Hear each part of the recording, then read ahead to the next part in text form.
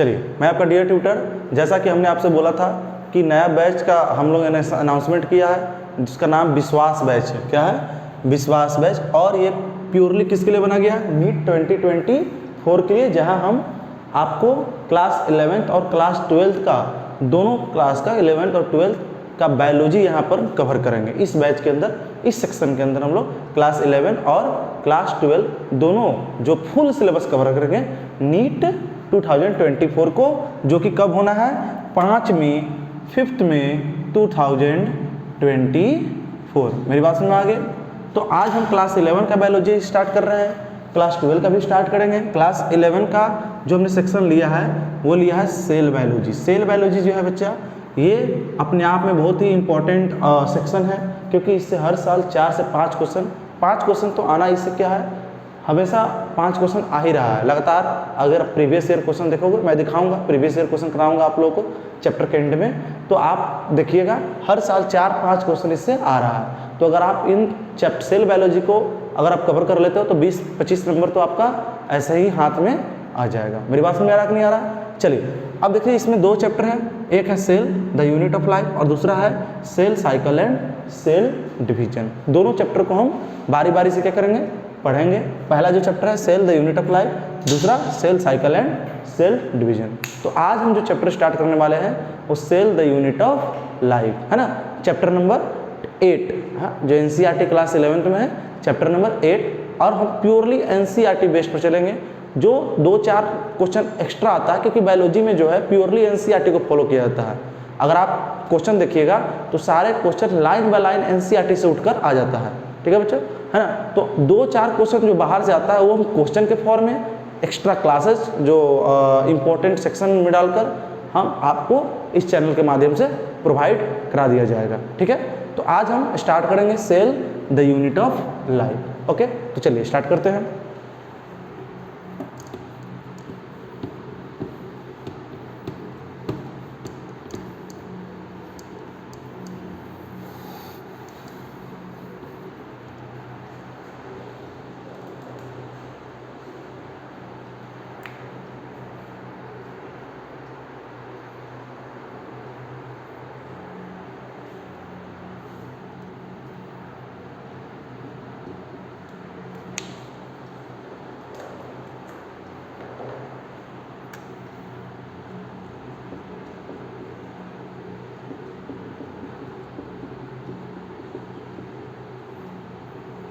Cell the unit of life. देखिए, आपने अपने आसपास बहुत सारे क्या देखे होंगे? ऑर्गेनिज्म देखा होगा, यस या नो, जिसमें लिविंग ऑर्गेनिज्म की बात करते हैं और हम लोग नॉन लिविंग ऑर्गेनिज्म का बात करते हैं, जिसको एनसीईआरटी ने इनएनिमेट के फॉर्म नेम से लिखा है। तो ऐसा क्या चीज़ है जो लिविंग ऑर्गेनिज्म में रहता है और नॉन लिविंग ऑर्गेनिज्म में नहीं रहता है? मेरी बात में आ रहा कि नहीं आ रहा है ना? मतलब वो क्या चीज़ है जो किसी ऑर्गेनिज्म को लिविंग बनाता है, और वो ऐसी क्या सब्सटेंस, वो कैसा चीज़ है जो इनएनिमेट यानी नॉन लिविंग थिंग में वो प्रेजेंट नहीं रहता है। ठीक है बच्चों, तो यहाँ पर है बच्चों सेल के बारे में बात हो रहा है। किसके बारे में बात हो रहा है? सेल के बारे में बात हो रहा है। ठीक है, देखिए जो इसका आंसर आएगा, cell is the basic unit of life. जो सेल होता है वो क्या होता है? Basic unit of life. Cell is the, आपने पढ़ा होगा बचपन के क्लासों में 8-9 में, बेसिक यूनिट ऑफ लाइफ, मतलब लाइफ का जो बेसिक यूनिट है वो क्या है? सेल है। जैसे कि हम लोग घर बनाते हैं, तो घर बनाने के लिए क्या पहले लगाना पड़ता है? ब्रिक लगाना पड़ता है। मतलब अगर आपको घर बनाना है, हाउस बनाना है, बिल्डिंग बनाना है, तो आपको ब्रिक लगाना पड़ेगा। तो ब्रिक क्या हो गया? बेसिक यूनिट हो गया। उसी तरह से किसी ऑर्गेनिज्म को, लिविंग ऑर्गेनिज्म का क्रिएशन करना है, तो वहाँ पर वो क्या होता है? सेल। क्या होता है? सेल। इसलिए सेल को क्या बोला गया है? Basic unit of life. जितने भी ऑर्गेनिज्म हैं, लिविंग ऑर्गेनिज्म है, they all are made of cell. ठीक है बच्चा? और लिविंग ऑर्गेनिज्म किससे बना हुआ है? बताइए। Are made up of cell. Yes या नो? सभी किससे बने हुए हैं? सेल से बना हुआ है। ठीक है, देखिए अब अगर सेल की बेसिस से बात करें तो ऑर्गेनिज्म क्या होता है? 2 तरह का होता है। अगर जो सिंगल सेल से बना है उसको क्या बोलते हैं? Unicellular organism.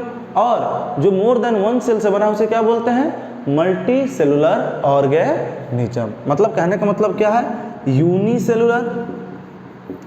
Unicellular organism, it is composed of single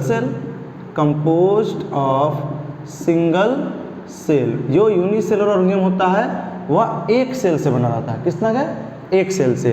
और मल्टी सेलुलर ऑर्गेनिज्म, जो मल्टी सेलुलर ऑर्गेनिज्म होता है वह मोर देन वन सेल, मतलब एक सेल से ज़्यादा से वो क्या होता है, कंपोज होता है। मेरी बात को समझ में आ रहा है। मल्टी सेलुलर ऑर्गेनिज्म क्या हो गया, कंपोज्ड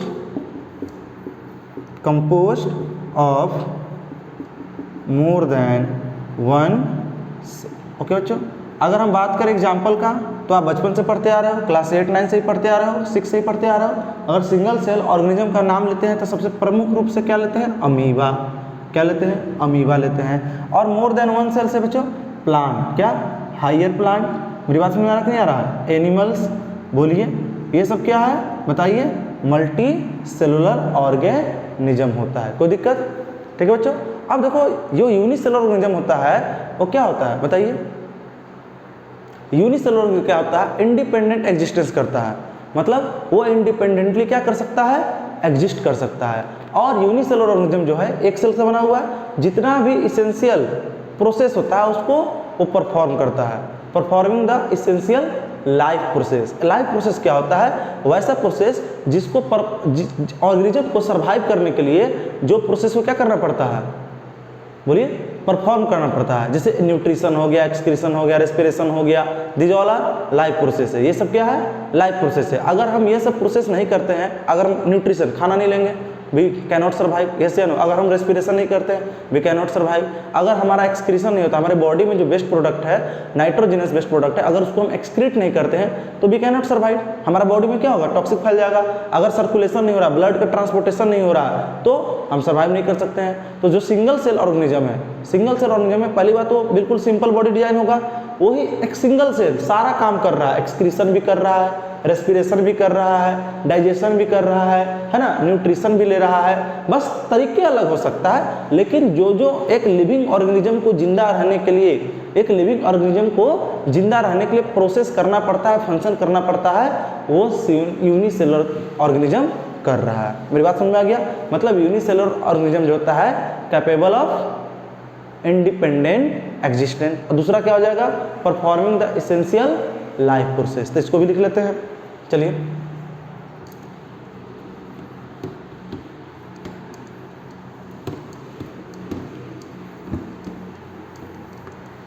देखिए ध्यान दीजिएगा, यूनिसेलुलर ऑर्गेनिज्म, यूनिसेलुलर ऑर्गेनिज्म क्या करेगा,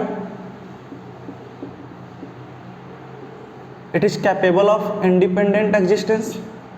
यह इंडिपेंडेंटली क्या कर सकता है, एग्जिस्ट करता है। कौन, यूनिसेलुलर ऑर्गेनिज्म। और दूसरा जो है ये क्या करता है बच्चों, performing the essential life process, essential function of life. ठीक है, ये सारे एसेंशियल फंक्शन जो लाइफ जिंदा रहने के लिए जरूरी है वो करता है। Performing essential function of life, है ना, मैंने बोला दैट इज लाइफ प्रोसेस। बोलो, अगर मैं बात करूं लाइफ प्रोसेस, आप क्लास 10th में पढ़ कर आ रहे हो, पिछले साल आपने पढ़ा होगा, है ना, या जो ड्रॉपर बच्चे हैं वो पढ़े होंगे लाइफ प्रोसेस क्या होता है। वैसा बेसिक प्रोसेस जो ऑर्गेनिज्म क्या करता है, परफॉर्म करता है अपने सर्वाइवल के लिए।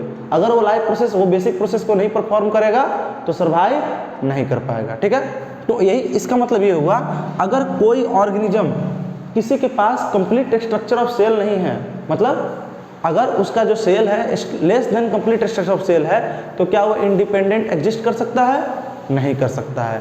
तो किसी भी ऑर्गेनिज्म को एग्जिस्ट करने के लिए उसके पास एक कंप्लीट स्ट्रक्चर ऑफ सेल होना जरूरी है। तो एनसीईआरटी ने लिखा है एनीथिंग, ध्यान दीजिएगा, anything less than a complete structure of cell, complete structure of cell does not ensure independent living. मेरी बात समझ में आ गया?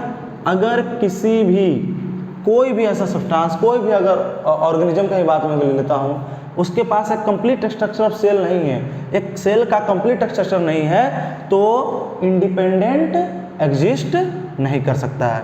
एनसीईआरटी ने लिखा है anything less than a complete structure of cell does not ensure independent existence. वो independently exist नहीं कर सकता है। किसने लिखा? एनसीईआरटी ने।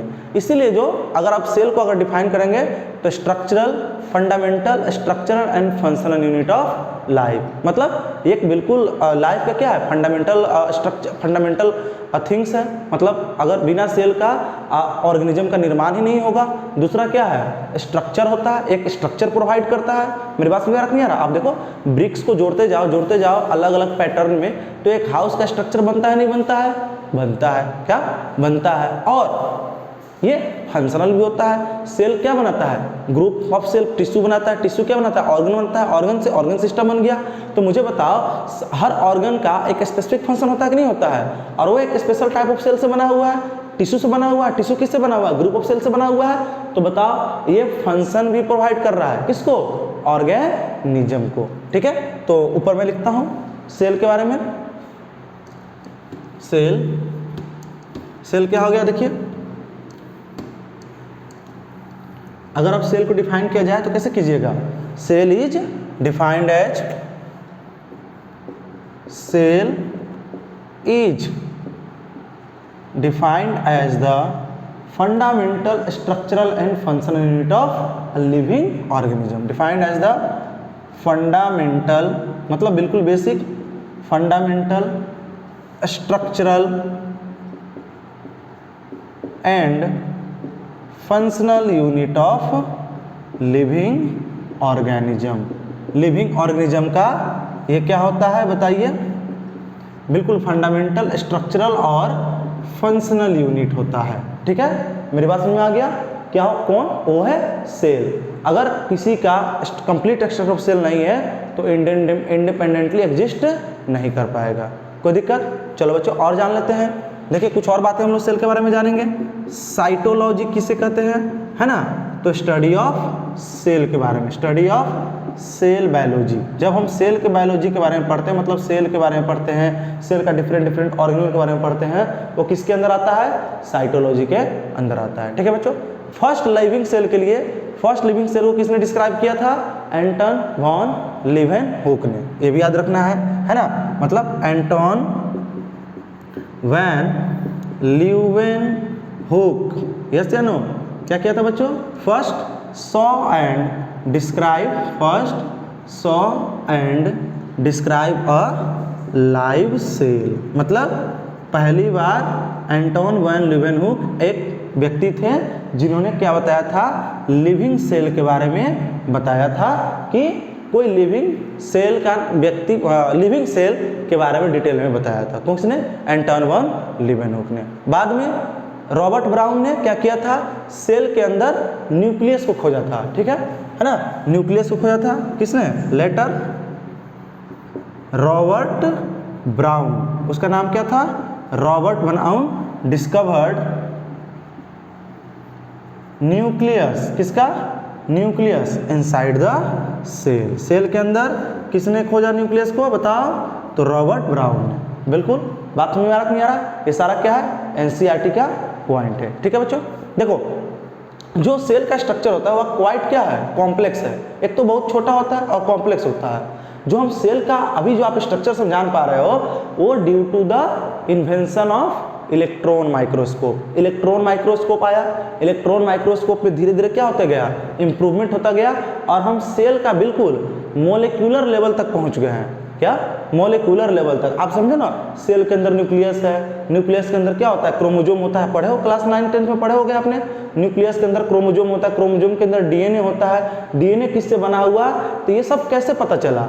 Due to the advent of, बताइए, इलेक्ट्रॉन माइक्रोस्कोप। इलेक्ट्रॉन माइक्रोस्कोप जब आया, जब 1950 में क्या हुआ? इसका आविष्कार हुआ, तब हमें मालूम चला सेल का डिफरेंट स्ट्रक्चर, उसका ऑर्गेनल्स, उसका ऑर्गेनल्स के अंदर क्या प्रेजेंट है, सारे बातें हमको कब मालूम चली?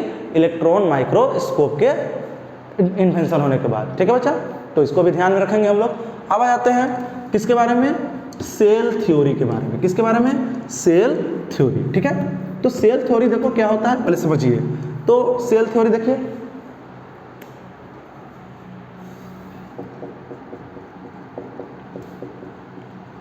सेल थ्योरी अगला टॉपिक रहेगा। देखो इसमें देखो, इन 1838 मैथिहास स्क्लेडिन, पूरा नाम क्या था, मैथिहास स्क्लेडिन, ये क्या थे बताओ, क्या थे, आपको पता होना चाहिए है ना। ये जर्मन बोटैनिस्ट थे। क्या थे, ये जर्मन बोटैनिस्ट थे, जर्मन के रहने वाले थे। बोटनी जो होता है, जो प्लांट के बारे में स्टडी करता है, उसे हम लोग बोटैनिस्ट बोलते हैं। ठीक है, तो एग्जामिन कर रहे थे डिफरेंट टाइप ऑफ, बोलिए, प्लांट, और वो बता रहे थे कि जो प्लांट है वो डिफरेंट किससे बना हुआ है, काइंड ऑफ सेल से बना हुआ है। मेरी बात समझ में आ रहा कि नहीं आ रहा है ना। जो उन्होंने बताया था, plant are compose of different kind of cell which form the tissue of the plant. ठीक है, किसने बताया था, मैथिहास स्क्लेडिन ने। कब, 1838 में। He examine large number of plant बोल लो या डिफरेंट नंबर ऑफ प्लांट बोल लो, ये भी चलेगा। Examine a large number of plant, बहुत बड़े संख्या में प्लांट्स को क्या किया था, एग्जामिन किया था। And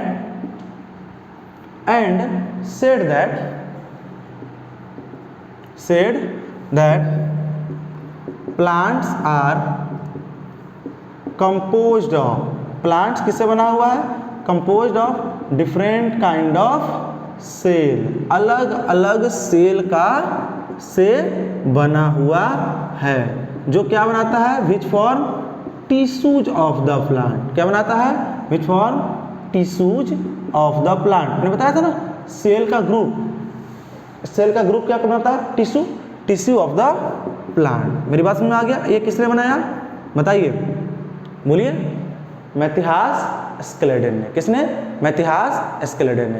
at the same time, उसी समय, मतलब 1-2 साल पहले की बात है, 1 साल बाद की बात है, 1839, थियोडोर सवान, वो क्या था, बोलिए, वो तो ब्रिटिश जूलॉजिस्ट क्या होता है, जो क्या एनिमल्स के बारे में पढ़ते हैं, एनिमल्स के बिहेवियर के बारे में पढ़ते हैं, वो जूलॉजिस्ट कहलाता है। क्या कहलाता है, जूलॉजिस्ट कहलाता है। तो वो एग्जामिन कर रहे थे एनिमल सेल को। तो उन्होंने बताया कि एनिमल सेल में एक थिन आउटर कवरिंग है, जिसको आज हम किसके नाम से जानते हैं, प्लाज्मा मेम्ब्रेन के नाम से जानते हैं। किसके नाम से जानते हैं, प्लाज्मा मेम्ब्रेन के नाम से जानते हैं। और अपने प्लांट के स्टडीज पर उन्होंने बताया कि प्लांट में एक आउटर कवरिंग है, जिसका नाम है सेल वाल, जो कि यूनिक कैरेक्टर होता है। मतलब प्लांट सेल के अंदर क्या प्रेजेंट रहेगा, सेल वाल, सेल वाल के अंदर क्या रहेगा, सेल वाल से आगे जाइएगा तो सेल मेम्ब्रेन। मेरी बात समझ नहीं आ रहा है। तो उन्होंने क्या किया, एक हाइपोथेसिस दिया, all living organism are composed of cell and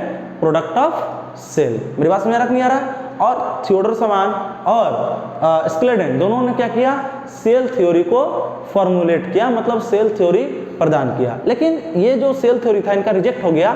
मतलब इन्होंने एक्सप्लेन नहीं किया कि आज हाउ सेल, बोलिए, सेल फॉर्म, सेल कैसे बनता है, इन्होंने नहीं बताया। तो उसको हम लोग देखेंगे।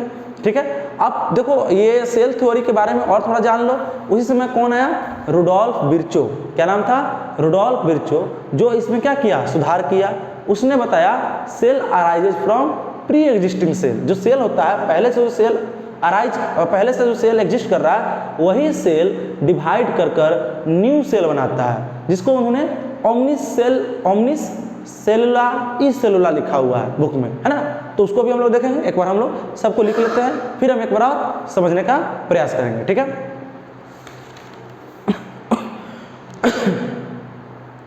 ठीक है।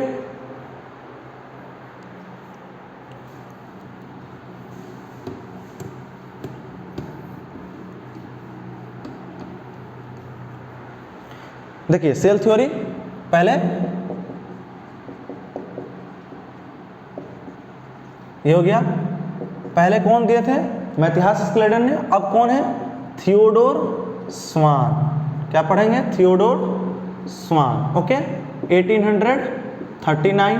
ये क्या था बच्चा, ब्रिटिश जूलॉजिस्ट। क्या था, ब्रिटिश जूलॉजिस्ट। इसने क्या किया था? Examine animal cell. बोली मेरे पास में आ रहा कि नहीं आ रहा? Study different kind of animal cell and reported that cell had thin outer covering या लेयर नोन एज क्या बोलेंगे उसको हम लोग? बोलिए प्लाज्मा मेम्ब्रेन। ठीक है, ब्रिटिश जूलॉजी था, इन्होंने क्या किया था? Studied different kind of animal cell. जो ये थ्योर समान था, एनिमल सेल के बारे में पढ़ाई कर रहे थे, जूलॉजिस्ट था, और क्या रिपोर्ट किया? रिपोर्टेड दैट मतलब बताया, reported that cell had thin outer layer, cell के बाहर एक पतला लेयर है जिसका नाम है, आज हम उसको जानते हैं प्लाज्मा मेम्ब्रेन के नाम से। मतलब वो उस समय प्लाज्मा मेम्ब्रेन उन्होंने नाम नहीं बताया था, बस बोला था कि जब मैं different kind of animal cell को ऑब्जर्व कर रहा हूँ तो सारे एनिमल सेल में एक बाहर की तरफ स्ट्रक्चर दिख रहा है जो कि बिल्कुल पतला सा है, थिन लेयर है, जो बाद में क्या कहलाया बताइए? प्लाज्मा मेम्ब्रेन के नाम से जानते हैं, उसी को हम लोग सेल मेम्ब्रेन के नाम से जानते हैं। आप सब पढ़े हुए हैं, बोलिए, है ना? Reported that cell had a thin outer layer which is today, जो आज किस नाम से जानता है? टुडे नोन एज, बोलिए, प्लाज्मा मेम्ब्रेन, जिसको आज लोग हम किस नाम से जानते हैं? प्लाज्मा मेम्ब्रेन के नाम से जानते हैं।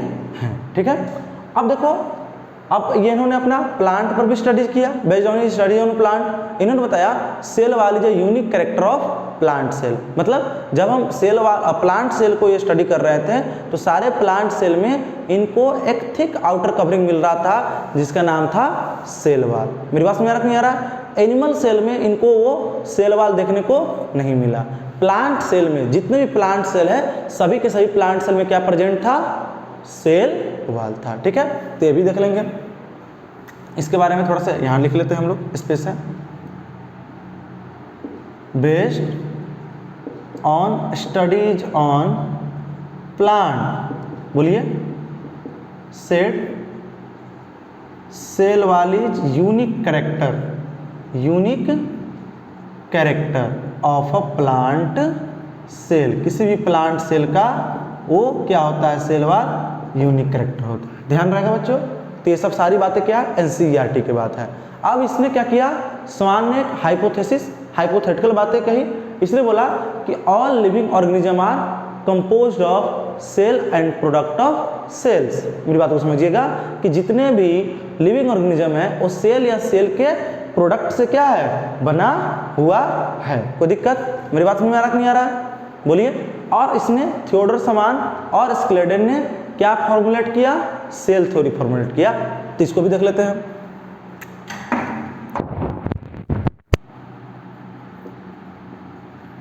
बेस्ड ऑन हिज स्टडीज, मतलब जो समान था प्लांट सेल को भी स्टडी कर रहा था और एनिमल सेल को भी स्टडी कर रहा था, तो ही हाइपोथेसाइज्ड, हाइपोथेसिस उसे कहते हैं जो कि प्रूफ नहीं होता है बिल्कुल। आप कह सकते हो कि कोई एक्सपेरिमेंटल डाटा नहीं है, यस या नो? बिल्कुल हाइपोथेसिस, उसको हम लोग क्या बोलते हैं? हाइपोथेसिस बोलते हैं। ठीक है, hypothesize that cells living organism, ऐसे लिविंग ऑर्गेनिज्म, इसी में क्या आ गया? प्लांट्स और एनिमल, यस या no? Composed of cell and product of cell. Cell और प्रोडक्ट ऑफ सेल से मतलब सेल ही अलग अलग तरह का जो अपरेटस बनाता है वो क्या कहलाता है? प्रोडक्ट ऑफ सेल कहलाता है। कोई दिक्कत? चलिए इसके बाद देखेंगे, अगला हम लोग देखेंगे सेल थ्योरी में। सेल थ्योरी को किसने अब फिर एक्सप्लेन किया? ये दोनों ने क्या किया? स्वान और स्क्लेडेन क्या किया? फॉर्मुलेट किया। देखिए, बहुत स्वान एंड स्क्लेडेन, ठीक है बच्चों, ध्यान रहेगा, टुगेदर फॉर्मुलेटेड सेल थ्योरी, मतलब सेल थ्योरी दिया, cell formulated cell theory. But देखो इन्होंने दोनों तो बता दिया कि जो ऑर्गेनिज्म है, लिविंग ऑर्गेनिज्म है, सेल और डिफरेंट सेल और प्रोडक्ट ऑफ सेल से बना है, लेकिन ये नहीं बताया कि सेल अराइज कैसे होता है, न्यू सेल बनता कैसे है। नहीं समझे? मतलब वो बोल रहा है प्रोडक्ट ऑफ सेल, इसका मतलब सेल से ही कुछ अलग तरह का सेलुलर स्ट्रक्चर बन रहा होगा, वो बन कैसे रहा है ये नहीं बताया। नहीं समझे? है ना? तो उसको लिखेंगे इट डज नॉट, ऐसे समझ लीजिए, does not explain how new cell are form. नया सेल जो है वो कैसे बन रहा है। तो एक और साइंटिस्ट है जिनका नाम था रुडोल्फ विर्चो। क्या नाम था? Rudolf Virchow. 1855। ध्यान दीजिएगा, वो लोग कब बातें करके चले गए थे? 1838 और 1839। स्केलेटन 1838, स्वान 1839, दोनों ने बताया था। स्केलेटन ने किसका स्टडी किया था? वो बोटेनिस्ट था, प्लांट का स्टडी किया था। स्वान ने किसका स्टडी किया था? एनिमल के बारे में स्टडी किया था और प्लांट के बारे में भी स्टडी किया था। 1855 में रुडोल्फ विर्चो आया और उसने बोला cell arises from pre existing cell. बस खत्म। प्री एग्जिस्टिंग सेल्स, जो सेल है वो अराइज करता है, पहले से जो सेल है वही नया सेल को बनाता है बाय डिवीजन। कैसे बनाएगा? डिवीजन बनाएगा, है ना? इसको ऐसे बुक में लिखा हुआ है जर्मन भाषा में, ओमनिस सेलुला ई सेलुला। ठीक है, बोलिए ये किसने बताया? रुडोल्फ विर्चो ने। अब सेल थ्योरी क्या हो गया? कंप्लीट हो गया। अब जो सेल थ्योरी हम बनते हैं कि अब जो सेल थ्योरी क्या हो गया बच्चों? अब सेल थ्योरी को हम लोग कैसे समझते हैं? All living organism are composed of cells and product of cells. और दूसरा, all cell arises from pre existing cell. जितने भी सेल है वो प्री एग्जिस्टिंग सेल से क्या करता है? अराइज करता है। कोई दिक्कत? समझ गया? चलिए आगे हम लोग बढ़ते हैं। देखिए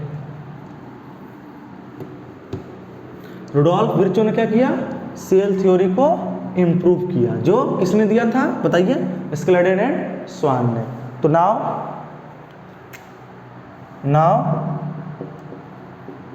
cell theory is understood as. अब हम सेल थ्योरी को कैसे समझ रहे हैं? ऐसे, फर्स्ट दो है, ऑल लिविंग ऑर्गेनिज्म, जितने भी लिविंग ऑर्गेनिज्म हैं, आर कंपोज्ड ऑफ, वो किससे बना भाई? बोलो, composed of cell and product of cells. Cell और प्रोडक्ट ऑफ सेल से बना हुआ है सारे living organism, plants and animal. और दूसरा, all cells arises from pre existing cell. जितना भी सेल है वो जो पहले से सेल एग्जिस्ट कर रहा है उसी से नया सेल बन रहा है। कोई दिक्कत? ये आपका क्या हो गया? सेल थ्योरी कंप्लीट हो गया। क्या हो गया बच्चों? सेल थ्योरी कंप्लीट हो गया। ओके, चलिए तो इसको जल्दी से नोट कर लीजिए।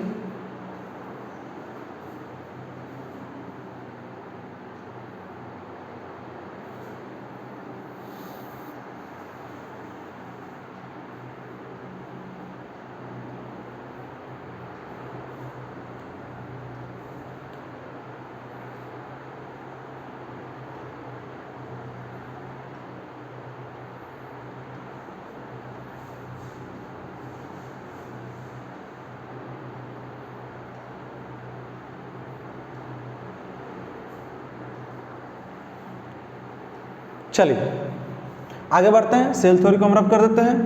अब हम पढ़ेंगे ओवरव्यू ऑफ द सेल। एक सेल के बारे में हम लोग ओवर, जैसे तो डिटेल में सारा पढ़ना है, एक ओवरव्यू मतलब एक जान लेते हैं सेल के अंदर क्या क्या स्ट्रक्चर है ना, कैसे कैसे है।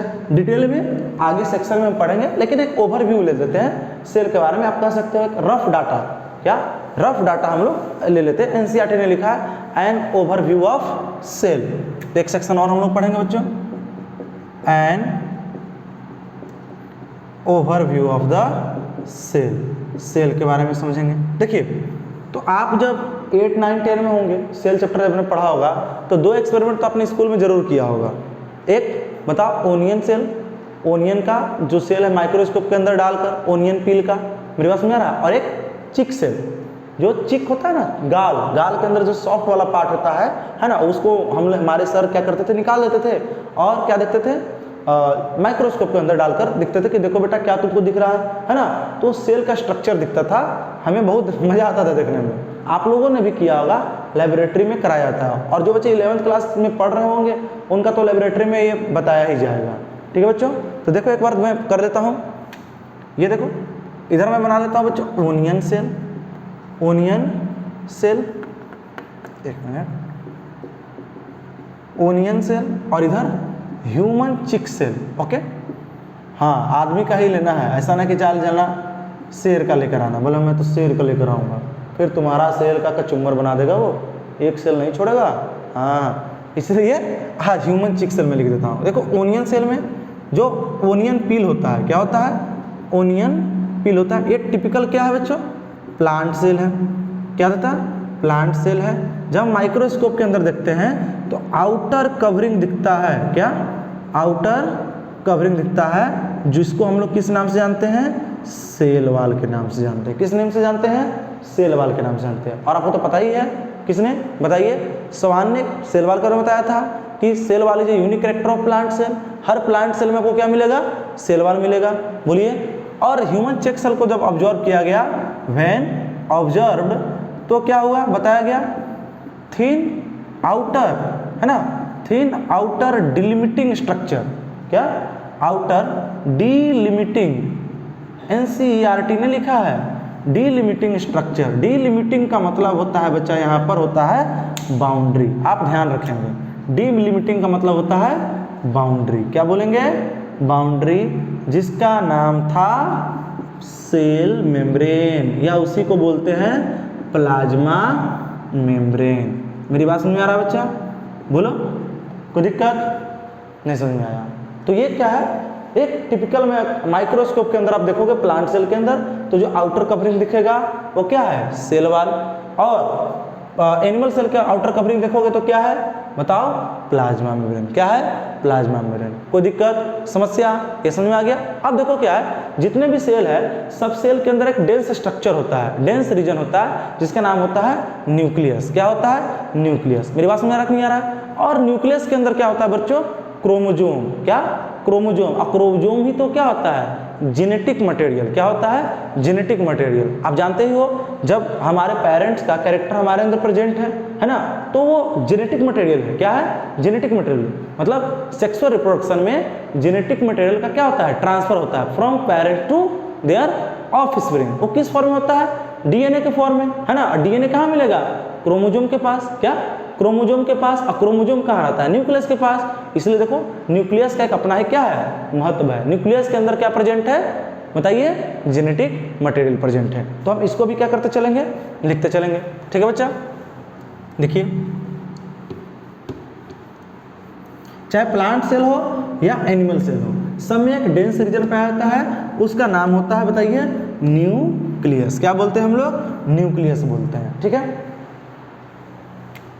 देखिए, cell have a dense region. क्या है बच्चा, डेंस रीजन कॉल्ड न्यूक्लियस। उसका नाम क्या है, न्यूक्लियस है। हम किस नाम से जानते हैं, न्यूक्लियस के नाम जानते हैं। और न्यूक्लियस क्या कंटेन करता है, ये आप जानते ही होंगे, है ना, कंटेन क्रोमोजोम। न्यूक्लियस के अंदर ही क्या प्रेजेंट है, क्रोमोजोम, विच कंसिस्ट, जो क्या कंसिस्ट किया है, बताइए, consist of, which consist, genetic material. जो क्रोमोजोम जो है बच्चा एक तरह से क्या है, जेनेटिक मटेरियल है। और ये जेनेटिक मटेरियल क्या होता है, ट्रांसफर टू ऑफस्प्रिंग। ठीक है, ट्रांसफर टू ऑफस्प्रिंग। मेरी बात समझ में आ रहा है, हमारे अंदर जो कैरेक्टर प्रेजेंट है ना, वो सारा हमारे ऑफस्प्रिंग में जाएगा। यस या नो, इसको बोलते हैं ट्रांसफर टू ऑफस्प्रिंग। और इस प्रोसेस को बोलते हैं हेरिडिटी। क्या बोलते हैं, हेरिडिटी। हेरिडिटी का मतलब ही होता है जेनेटिक कैरेक्टर का transfer from parent to offspring. कोई दिक्कत, समझ में आ गया।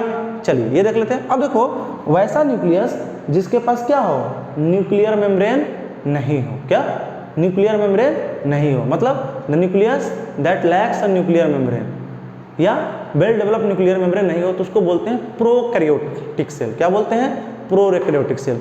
सेल है, उसके अंदर न्यूक्लियस है, लेकिन उस न्यूक्लियस का मेम्ब्रेन नहीं है। मतलब न्यूक्लियस क्या है बच्चा, मेम्ब्रेनलेस। क्या है, मेम्ब्रेनलेस। मेरी बात समझ नहीं आ रहा, तो उसको हम लोग बोलते हैं प्रोकैरियोटिक सेल। प्रोकैरियोटिक, पी से प्रोकैरियोटिक, पी से प्रिमिटिव, पुराना सेल। मतलब जैसे जैसे इवोल्यूशन हुआ अचानक से, देखिए पहली बात को समझिए, कोई भी ऑर्गेनिज्म है जो हम आज इतना बड़ा, हम वी आर क्या है, हम लोग यूकैरियोटिक है, तो यूकैरियोटिक कैसे बना है, प्रोकैरियोट। पहले जो स्टार्टिंग हुआ प्रोकैरियोटिक से ही हुआ। प्रोकैरियोट क्या हो गया, इवॉल्व करते करते किस में बदल गया, यूकैरियोट में बदल गया। क्या, तो क्या आप कहोगे सर प्रोकैरियोट नहीं है, बिल्कुल है। प्रोकैरियोट में जनरली जितने भी बैक्टीरिया है वो क्या किस में आता है, प्रोकैरियोटिक में आता है। क्या, प्रोकैरियोटिक में आता है। मेरी बात समझ आ रहा है। चलिए, तो लेकिन एक बार एनसीईआरटी ने लिखा है तो इसको हम समझते हुए चलेंगे।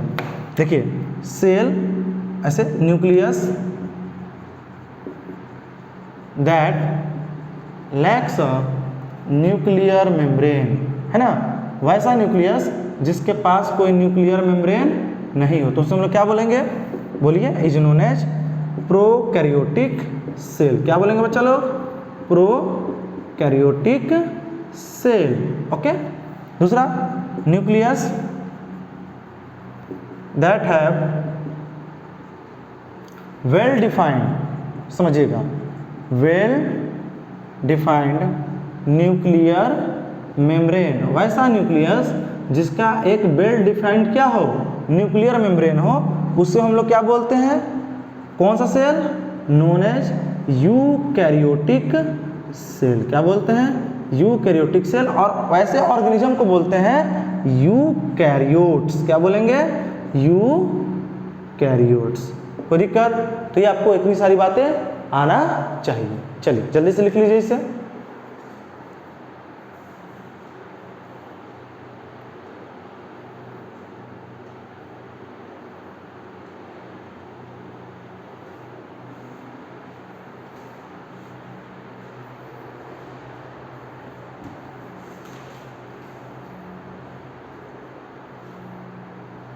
हो गया, आगे बढ़ जाए। देखिए, चलिए अब देखो, चाहे सेल प्रोकैरियोटिक हो या यूकैरियोटिक हो, दोनों सेल में एक क्या होता है ना, सेमी फ्लूइड मैट्रिक्स होता है। सेल के अंदर सेमी फ्लूइड, मतलब ऐसे देख लो, अगर बच्चों मैं थोड़ा सा एक रफ डायग्राम बनाता हूँ, है ना, ये इसके अंदर न्यूक्लियस है, न्यूक्लियस के पास क्या है, मेम्ब्रेन है। क्या है, मेम्ब्रेन। न्यूक्लियस का मेम्ब्रेन कुछ इस तरह से रहता है, ठीक है, ये मेम्ब्रेन है। ये कौन सा न्यूक्लियस होगा, ये कौन सा सेल होगा बच्चा, ये जेनेटिक मटेरियल है। इस तरह से मैं बना दे रहा हूँ रफ स्ट्रक्चर। ये यूकैरियोट है। क्या, eukaryotic cell, eukaryotic cell. Okay. और एक सेल मैं ऐसे बना लेता हूँ सिंपल, ये न्यूक्लियस है, मेम्ब्रेन नहीं है ना, और इसके अंदर ऐसे ऐसे क्या होता है बच्चों, बताओ मुझे, जो आपका क्रोमोसोम होता है वो जनरली नेकेड होता है और सर्कुलर होता है, ये भी ध्यान रखना। क्या होता है, सर्कुलर, ऐसे होता है।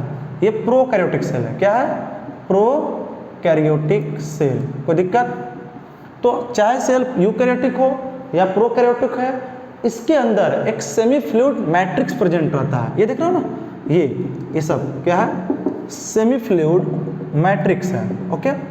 इसका सेमी फ्लूइड मैट्रिक्स कहने का मतलब होता है जेली लाइक सब्सटेंस, बिल्कुल। हाँ, उसका नाम होता है साइटोप्लाज्म। क्या नाम होता है, साइटोप्लाज्म। आप ऐसे भी कह सकते हो, साइटोप्लाज्म क्या है, ये देखो बच्चा, सेल में सेल मेम्ब्रेन है और ये न्यूक्लियस है, और बाकी इसके अलावा छोड़कर जितना भी क्या है, ये सब क्या है, साइटोप्लाज्म है। क्या है, साइटोप्लाज्म। तो चाहे सेल यूकैरियोटिक हो या प्रोकैरियोटिक हो, है ना, उसके अंदर एक सेमी फ्लूइड मैट्रिक्स होता है, जिसको हम लोग किस नाम से जानते हैं, साइटोप्लाज्म के नाम से जानते हैं। ध्यान दीजिएगा। चलिए आगे बढ़ते हैं।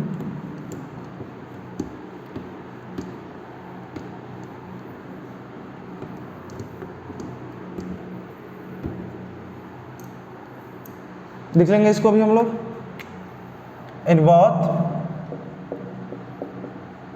Prokaryotic cell, prokaryotic and eukaryotic cell, चाहे सेल कैसा हो, प्रोकैरियोटिक हो और यूकैरियोटिक हो, है ना, it has a semi fluid matrix, semi fluid matrix, बिल्कुल। कॉल्ड क्या बोलेंगे हम लोग उसको, बताइए?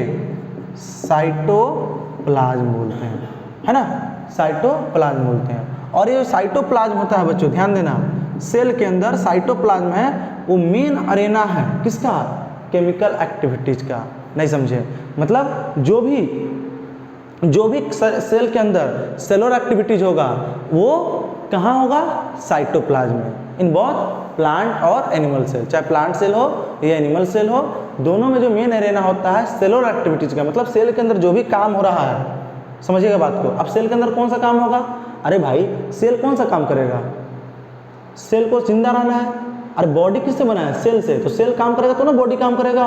नहीं समझ में आ रहा, तो सेल क्या करेगा, रेस्पिरेशन करेगा ना भैया, बोलो, एनर्जी प्रोड्यूस करेगा कि नहीं करेगा, सेल के अंदर जो वेस्ट मटेरियल उसको बाहर फेंकेगा, एक्सक्रीशन करेगा कि नहीं करेगा। तो ये सारे जो एक्टिविटीज होता है वो कहाँ होता है, बताइए?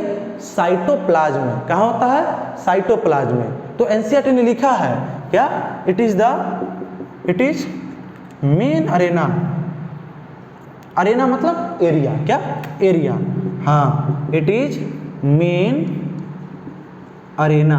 लेकिन एनसीईआरटी ने लिखा है तो मैं उसको बताते चलूंगा, आप समझते चलिएगा, है ना। एरिया इसको समझ लो, एरिया ऑफ सेलुलर एक्टिविटीज, ध्यान दीजिएगा, cellular activities in both plant cell and plant and animal cell.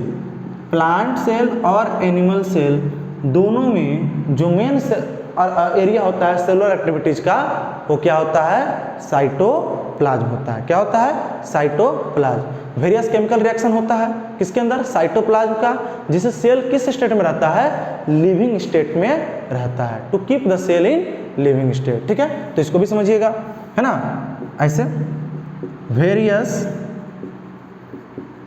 Chemical reaction, वो आपको बताया ना मैंने, रेस्पिरेशन हो रहा है, तो रेस्पिरेशन एक केमिकल रिएक्शन है कि नहीं है, बताइए, बोलिए। बहुत सारा एंजाइम का उसमें यूज होता है, बोलो। एक्सक्रीशन है तो भी एक केमिकल रिएक्शन है कि नहीं है। तो various chemical reaction occur in it to keep the cell in living state. मेरी बात को समझना आ रहा है, बोलो। सेल के अंदर साइटोप्लाज्म में बहुत सारा केमिकल रिएक्शन होगा जिससे सेल क्या रहता है, लिविंग स्टेट में रहता है। क्या रहता है, लिविंग स्टेट में रहता है। और वो सारे केमिकल रिएक्शन क्या है, जरूरी है सेल के लिए। अगर वो सारा केमिकल रिएक्शन सेल में नहीं होगा तो फिर समझ रहे हो आप, बॉडी परफॉर्म कैसे करेगा, नहीं समझ में आया। क्योंकि बॉडी, लिविंग ऑर्गेनिज्म का जो बॉडी किससे बना है, सेल से बना है, तो सेल को काम करना पड़ेगा ना भैया, बोलो। समझ में आया या नहीं आया, तो मैं समझ सका, आपको समझ में आ रहा होगा। अगर समझ में नहीं आता है तो वीडियो को पॉज करो और फिर से उसको फ्लैशबैक में जाकर, पीछे जाकर फिर से देखिए। मेरी बात समझ आ रहा है, क्योंकि ये 6 महीना में 180 डेज, आपका 180 डेज टारगेट चैलेंज है।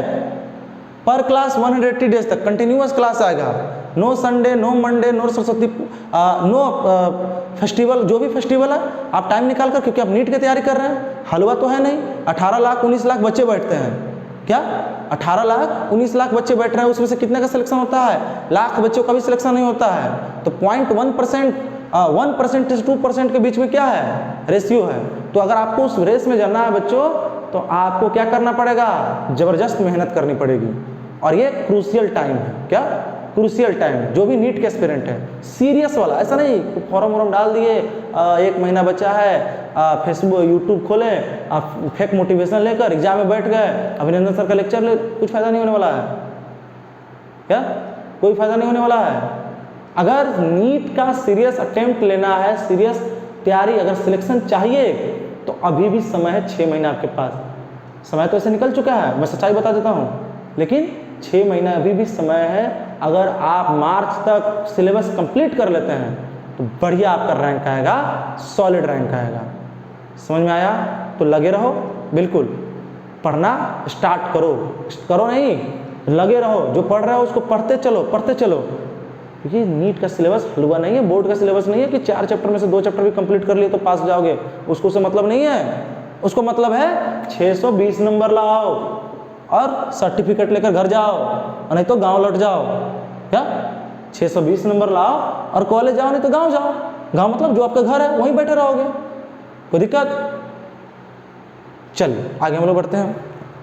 देखिए बच्चों, अब देखो यूकैरियोटिक सेल है, तो यूकैरियोटिक सेल के अंदर क्या होता है ना बच्चों, डिफरेंट ऑर्गेनल्स होते हैं। ऑर्गेनल्स क्या, minute cell organelles, living structure present रहता है ना। तो यूकैरियोटिक सेल के अंदर हम थोड़ा सा देख लेते हैं बच्चों, यूकैरियोटिक सेल के अंदर हमको क्या क्या जानना चाहिए। यूकैरियोटिक सेल, मैंने बताया आपको यूकैरियोटिक सेल क्या होता है, वैसा सेल जिसके पास, वैसा सेल जिसके न्यूक्लियस के पास क्या हो, न्यूक्लियर मेम्ब्रेन हो, वो क्या कहलाएगा, बताइए यूकैरियोटिक सेल। तो पहली बात इसके पास क्या होगा बताओ, माइटोकॉन्ड्रिया होगा, बोलिए क्या होगा, mitochondria, Golgi bodies, Golgi vesicle बोल देता हूं मैं, है ना, वैक्यूल्स, क्या होगा, वैक्यूल्स होगा। फिर क्या होगा बताइए, बहुत सारा होता है, लाइसोसोम, लाइजोजोम्स, है ना, endoplasmic reticulum, endoplasmic reticulum, okay.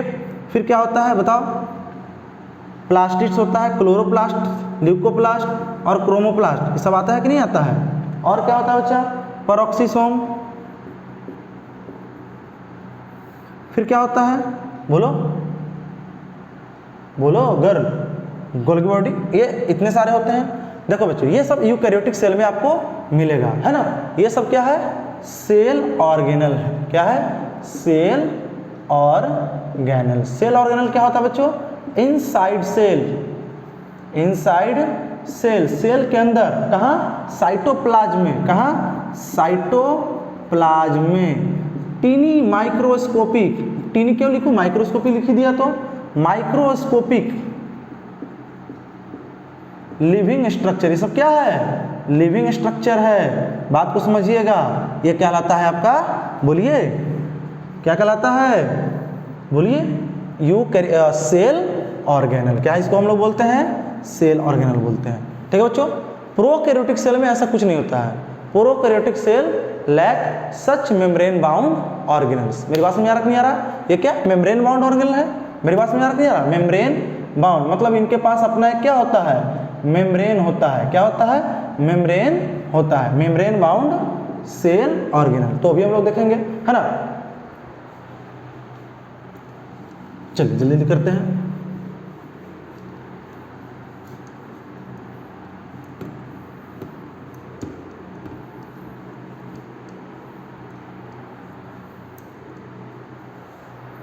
देखिए प्रोकैरियोटिक सेल लैक सच मेम्ब्रेन बाउंड ऑर्गेनल, लैक सच मेम्ब्रेन बाउंड ऑर्गेनल। जो आपने देखा ना यूकैरियोटिक सेल के अंदर जो मेम्ब्रेन बाउंड ऑर्गेनल था, वो आपको प्रोकैरियोटिक सेल के अंदर नहीं मिलेगा। एग्जाम्पल एक आध एक्सेप्शन है बच्चों, उसको देखेंगे।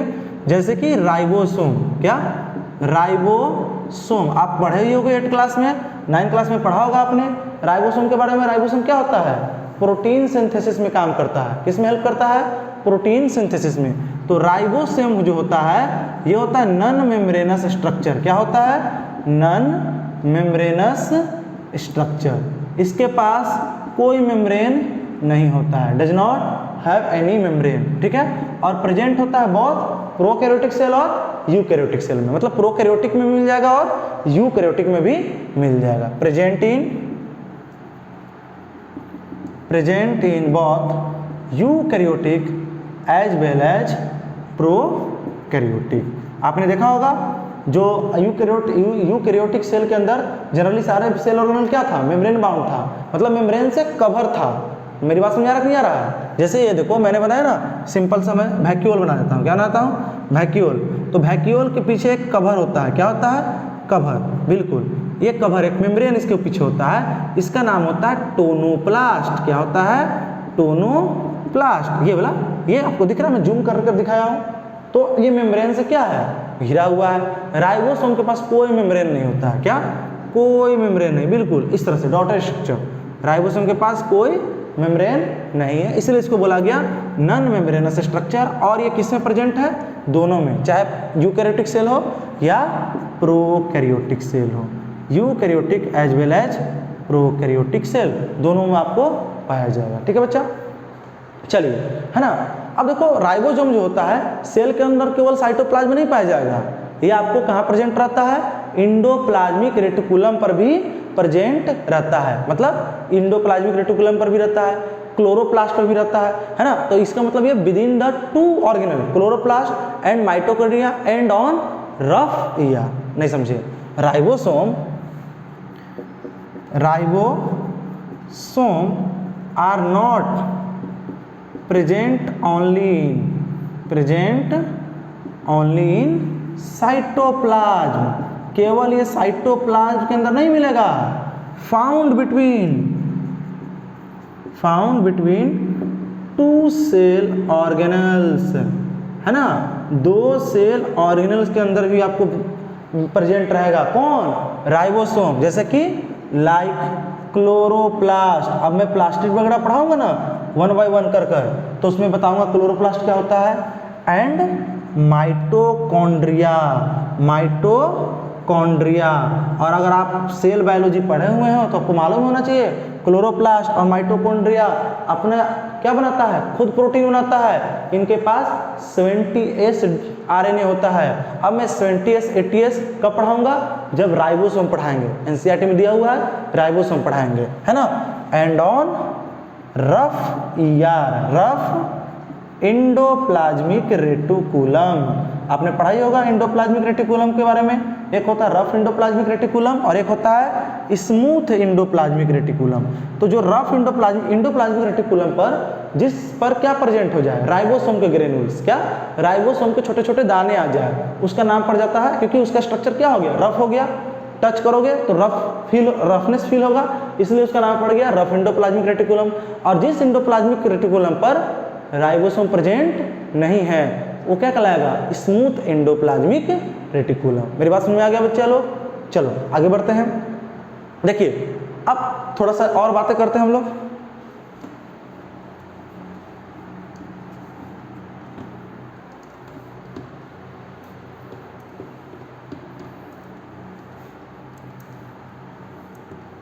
देखिए बच्चों, अगला जो है, देखिए एनिमल सेल के अंदर एक और जो सेलुलर स्ट्रक्चर है जो नॉन मेम्ब्रेनस होता है, मतलब उसके पास भी मेम्ब्रेन नहीं होता, उसका नाम है सेंट्रियोल। क्या?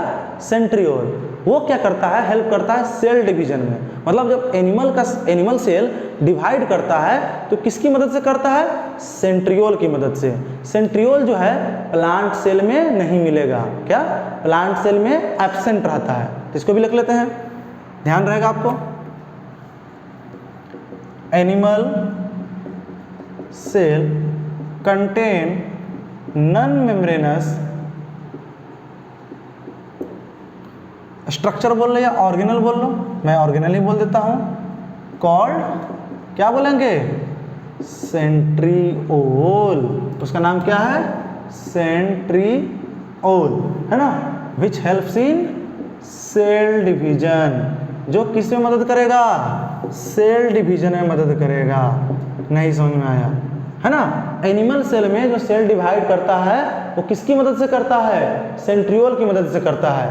प्लांट सेल में क्या है? एब्सेंट है। लेकिन आपको जानकर आश्चर्य होगा, जो सेंट्रियोल है हायर प्लांट में एब्सेंट होता है, लोअर प्लांट में क्या है? ये प्रेजेंट है। आप कहोगे सर ये लोअर प्लांट हायर प्लांट क्या है? अरे भाई जब प्लांटिक किंगडम पढ़ाएंगे, प्लांट किंगडम है ना, एनिमल किंगडम प्लांट किंगडम, तो उसमें हम जब पढ़ाएंगे आपको तो उसमें एक नाम आता है क्लेमाइडोमोनास। क्या? क्लेमाइडोमोनास। क्लेमाइडोमोनास क्या? अलगी है। क्या? अलगी है। और अलगी जनरली क्या होता है? Thallus like structure. बोलो, प्लांट लाइक स्ट्रक्चर होता है। मेरी बात समझ रखना, थैलॉइड स्ट्रक्चर होता है। तो अब वो उसके अंदर मिलता है क्लेमाइडोमोनास। ठीक है, इसको भी समझिएगा। Centriole is absent in plant cell. Centriole जो है प्लांट सेल के अंदर एब्सेंट रहेगा। एब्सेंट इन प्लांट सेल मतलब जो हायर प्लांट सेल, बड़े बड़े प्लांट होते हैं ना, आप समझो हायर प्लांट करेंगे मतलब मल्टी सेलुलर, ऐसे समझ लो। क्या?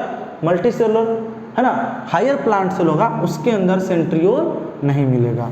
लेकिन lower plant cell, lower plant जिसको बोले थैलॉइड लाइक स्ट्रक्चर, क्या, जिसका well develop, root, stem, leaf नहीं हो, लाइक क्लेमाइडोमोनास, क्लेमाइडोमोनास, इसके अंदर सेंट्रियोल प्रेजेंट है। सेंट्रियोल इज प्रेजेंट, बोलिए कहाँ, लोअर प्लांट बॉडीज में, बट हायर प्लांट सेल में सेंट्रियोल क्या होगा, एब्सेंट होगा। मेरी बात समझ आ रहा है कि नहीं आ रहा है? चलिए बच्चों, अब देखो सेल का जो होता है डिफरेंट शेप होता है, साइज होता है और शेप होता है। क्या अलग अलग क्या होगा, शेप होगा, साइज होगा और बच्चों बताओ क्या होगा, एक्टिविटीज होगा। मतलब सेल का काम भी अलग अलग है। हर सेल का, दो सेल हो, दोनों सेल का सिमिलर एक्टिविटीज नहीं होगा। मान लो एक ए सेल बी सेल, अगर ये सेल प्रोटीन बनाने के लिए रिस्पॉन्सिबल है तो इसका अलग काम होगा, है ना। मेरी बात समझ नहीं आ रहा है? तो शेप भी अलग होता है, साइज भी अलग होता है और एक्टिविटीज भी अलग होता है। तो इसको भी देख लेते हैं। सेल डिफर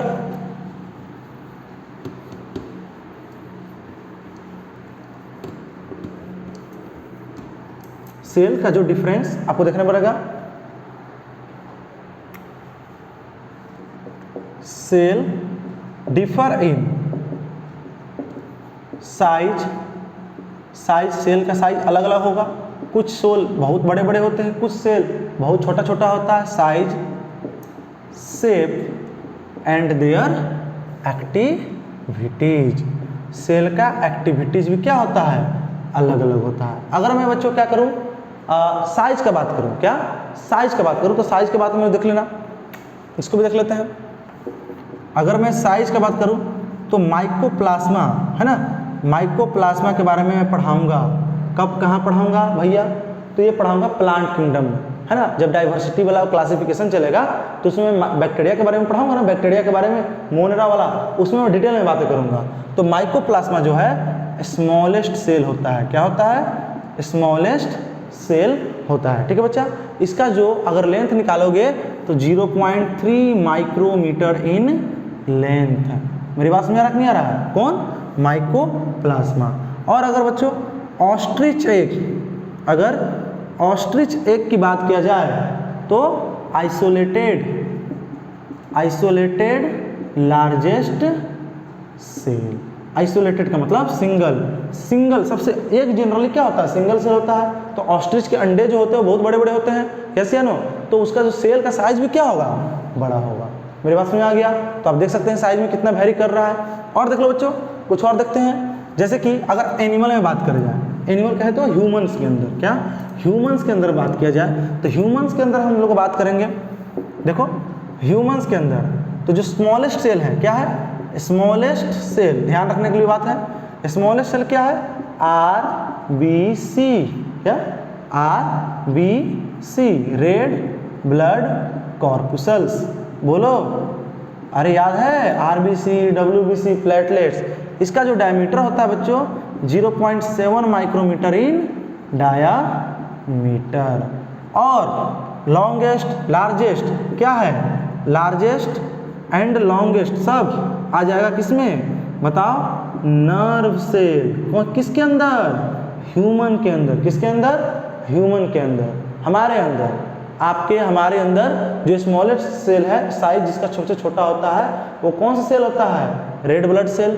सबसे बड़ा किसका होता है, नर्व सेल का होता है। किसका होता है, नर्व सेल का होता है। अब देखो ना, आपका nerve cell from tip of the toe to your head कितना फैला हुआ कि नहीं फैला हुआ। अगर आपको पैर पर कुछ चींटी चिप गया, कुछ काट लिया, तो आपको महसूस हो रहा कि नहीं हो रहा है। तो ये मैसेज लेकर कौन जाता है, ब्रेन के पास, नर्व लेकर जाता है। समझ में आया, बोलिए। चलिए आगे बढ़ते हैं बच्चों। आगे हम लोग देखेंगे सेल का साइज, क्या, सेल का शेप। जो सेल का शेप क्या होता है उसको भी देख लेंगे, है ना। कुछ बैक्टीरिया का अगर हम साइज करें, बैक्टीरिया का साइज 3 to 5 माइक्रोमीटर होता है। ये भी ध्यान रखना है, NCERT ने दिया है। अगर बैक्टीरिया की बात करूं तो 3 to 5 माइक्रोमीटर, क्या 3 to 5 माइक्रोमीटर। अगर वायरस की बात करूं, वायरसेज तो 0.2 to 0.02 माइक्रोमीटर। सर तो आपने वायरस क्यों नहीं लिया? अरे भाई वायरस क्या है ना, तो लिविंग है ना नॉन लिविंग है। हम यहाँ पर सेल का बात कर रहे हैं ना। वायरस क्या होता है, असेलुलर होता है। क्या होता है, ए सेलुलर। इसके पास अपना सेलुलर स्ट्रक्चर नहीं होता है, ध्यान देना। तो सर ये नाप कैसे लिया? जब वो लिविंग में आया तब, जब हमारे अंदर वायरस आ गया तो लिविंग बन गया, हमसे बाहर निकल गया एयर में है तो नॉन लिविंग बन गया। नहीं समझ में आ रहा है? बोलो, वायरस को हमेशा एक होस्ट की जरूरत होती है ना, अपना नंबर बढ़ाने के लिए, मल्टीप्लाई करने के लिए, रिप्रोडक्शन करने के लिए, न्यूट्रिशन के लिए। समझ में आया या नहीं आया? चलिए आगे बढ़ जाते हैं बच्चों।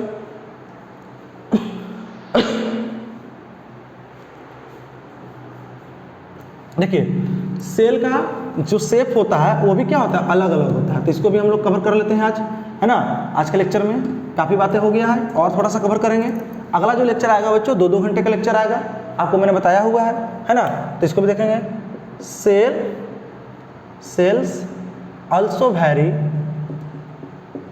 also vary greatly in their shape। Cell का जो वेरिएशन देखने को मिलता है शेप के मामले में, मतलब सेल का अलग अलग शेप का होता है, कोई फिक्स नहीं होता है। सम सेल क्या है? Cuboidal, some cells are cuboidal, कोई क्यूबॉइड शेप का होगा, है ना, कोई कोलुमनार शेप का होगा, कॉलमनर शेप का, कॉलम शेप का। मेरी बात समझ नहीं आ रहा है? कोई क्या होगा बच्चों? स्फेरिकल होगा, स्फीयर शेप का होगा। बोलिए कुछ क्या होगा? इर्रेगुलर होगा, किसी का कोई शेप ही नहीं है। जैसे अमीबा का देखो हेयर लाइक होगा, है ना, बिल्कुल पतला होगा। फिर क्या होगा बच्चों? और बताइए सेल का शेप कैसा कैसा होता है? हेयर लाइक होगा, है ना। ये सब ईटीसी कर देता हूँ, पॉलीगोनल कर देता हूँ, पॉलीगोन शेप होता है, कोई दिक्कत या नहीं? ये क्या हो गया? ईटीसी।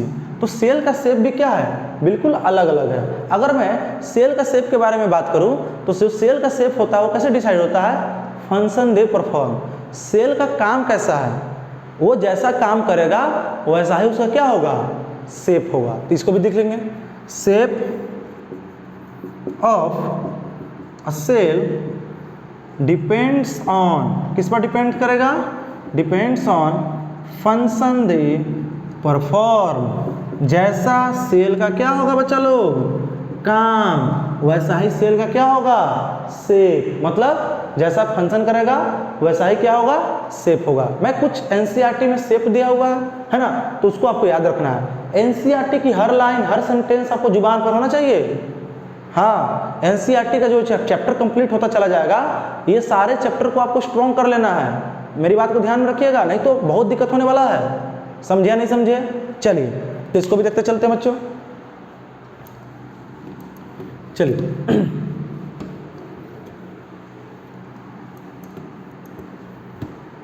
कुछ सेल का मैं शेप ले लेता हूं, है ना। जैसे देखो बच्चों, अगर मैं आरबीसी का एनसीईआरटी में डायग्राम के फॉर्म में दिया, मैं रिटन फॉर्म में लिख देता हूं, डायग्राम बनाने का जरूरत नहीं है, आपको भी याद रख लेना। ये सब मैच द फ्लोइंग में क्वेश्चन आ सकता है ना। Match the following, round and by concave. इसका जो शेप होगा कैसा होगा? राउंड और बाई कॉनकेव होगा। WBC व्हाइट ब्लड सेल, मैंने भी बोला था ना, इसका कैसा होगा बच्चों बताओ? अमीबोइड। अमीबा का शेप देखे हो ना, इस तरह से, ऐसे ऐसे। बोलो इस तरह से क्या होता है? WBC का शेप होता है। और देखो बच्चों, और देखो क्या होता है, बोलिए। मीसोफिल सेल कहाँ प्रेजेंट रहता है? प्लांट के ग्रीन लीफ में। कहाँ? ग्रीन लीफ में। जहाँ फोटोसिंथेसिस जो मैं पढ़ाऊंगा ना, तो उसमें मीसोफिल सेल के बारे में हम लोग बहुत सारी बातें करेंगे। कोई दिक्कत? बोलो, है ना। तो मीसोफिल सेल के बारे में बातें करेंगे बच्चों। मीसोफिल सेल कैसा होता है? Round and Oval. कैसा होता है? Round and Oval. इस तरह से। कैसा? इस तरह से होता है। कोई दिक्कत? अब देखो बच्चों, कोलुमनार एपिथेलियम सेल। अब मैं जब organisation of structural organisation of animal पढ़ाऊंगा, जिसमें आपका ये आता है, क्या आता है? ब्लड वगैरह के, ब्लड नहीं, आप वो टिश्यू वाला चैप्टर जो होता है, टिश्यू वाला जो चैप्टर है, चैप्टर नंबर शायद 4 या 5 है, उसमें जब मैं पढ़ाऊंगा तो आपको कोलुमनार एपिथेलियम सेल के बारे में मैं बताऊंगा। कोलुमनार एपिथेलियम सेल ये कैसा होता है बच्चों? Long and narrow. क्या होता है? Long and narrow. बिल्कुल नैरो मतलब ऐसे, बिल्कुल पॉइंटेड फॉर्म में ऐसे नैरो होता है ना, ये ऐसे लॉन्ग एंड एरो। ठीक है बच्चों। फिर देखो ट्रैकिड। ट्रैकिड के बारे में तो जानते ही होंगे, है ना। जब हम पढ़ाएंगे क्या?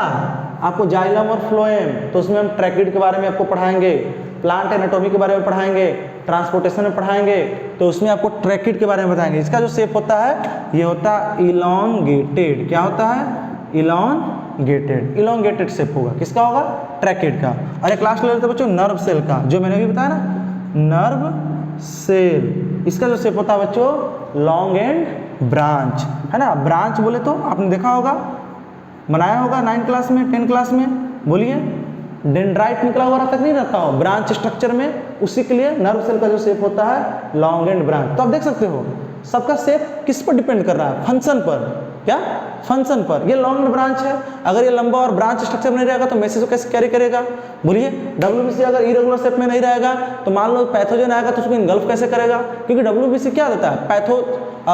पैथोजन को मारता है। ये हमारे बॉडी में जो भी पैथोजन डिजीज कॉजिंग ऑर्गेनिज्म आता है उसको किल कर देता है।